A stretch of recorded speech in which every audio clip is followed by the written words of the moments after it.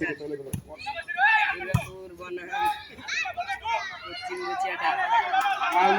আরমান লম্বা করে বাইরে এবং বল চলে গেল মাঠের বাইরে। মধ্যপ্রদেশের জুনিয়র ফুটবল একাদশী অনুকূলে বল। দেখা যাক ভুবন থ্রোয়িং নিয়ে প্রস্তুত। ভুবন মারলেন আরমানের কাছে। আরমান থেকে আবারও দুর্গাপুরের অনুকূলে বল এবং এখান থেকে চলে গেল ইমরানের পায়ে। ইমরান লম্বা করে বাড়ালেন এবং গোল হওয়ার সম্ভাবনা। ভুবনের বল নেওয়ার চেষ্টা, ভুবনের পায়ে বল। দেখা যাক কি করা যায়। অত্যন্ত দক্ষতার সহিত আবারও রাহান বল থেকে ঢুকিয়ে দিলেন।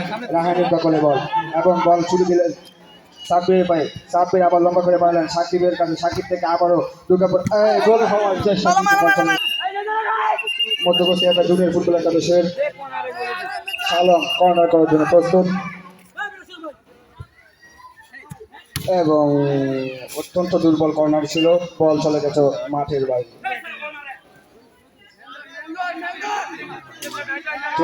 মধ্যপ্রদেশের অনুকূলে ড্রয়িং করার জন্য প্রস্তুত আরিফ মারলেন সানালের কাছে। সানাল দেখা যাক কি করা যায়। সানাল মারলেন আবার আরিফের কাছে। সেকেন্ড বল, ও নো, বল গোল হওয়ার সম্ভাবনা ছিল কিন্তু প্লেয়ার ছিল না বিদায় গোল হয়নি।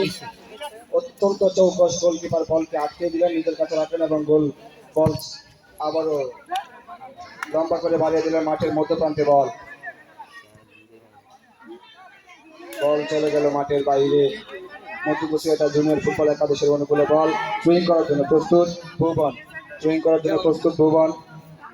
ভুবন মারলেন আরিফ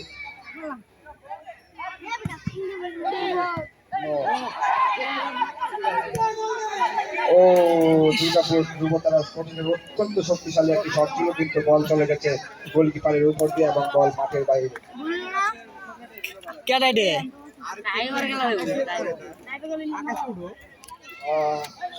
আউট বল কিক করার জন্য প্রস্তুত মধ্যপ্রদেশ জুনিয়র ফুটবল একাদশের ইমরান দেখা যাক কি করে।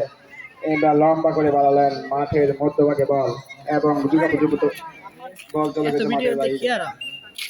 আউটের